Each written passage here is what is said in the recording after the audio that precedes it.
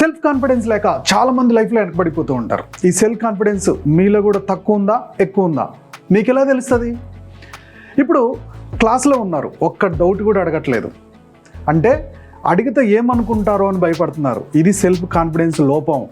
ఒక మీటింగ్ నడుస్తుంది, ఆ మీటింగ్లో మీరు ఒక్క ఆన్సర్ కూడా చెప్పట్లేదు, మీకు ఏం అర్థమైందో కూడా చెప్పట్లేదు, అంటే మీలో సెల్ఫ్ కాన్ఫిడెన్స్ లోపం ఉంది అని అర్థం.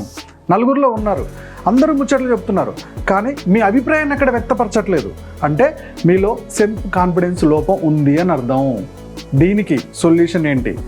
మీరు ఎన్ని రోజులు మౌనంగా ఉంటే ఈ మౌనమే మీ శత్రువు అవుతుంది, ఇదే మీ ఎదుగుదలకు అడ్డుపడుతుంది. మీరు ఎప్పుడైతే మౌనం వీడుతారో, మీరు ఎప్పుడైతే మీ డౌట్స్ అడుగుతారో, ఎప్పుడైతే టీం మీటింగ్లో మీ అభిప్రాయాన్ని వ్యక్తపరుస్తూ ఉంటారో, అప్పుడే మీలో సెల్ఫ్ కాన్ఫిడెన్స్ మొదలవుతుంది. దీనికి ఏం చేద్దాం? రోజుకొకటి క్లాస్లో చిన్న డౌట్ అడగండి, ఓకే? సో మీటింగ్లో మీ కామెంట్, మీ అభిప్రాయం చెప్తూ ఉండండి, టీం మీటింగ్లలో మీ అభిప్రాయం చెప్తూ ఉండండి, నలుగురిలో మాట్లాడుతూ ఉండండి.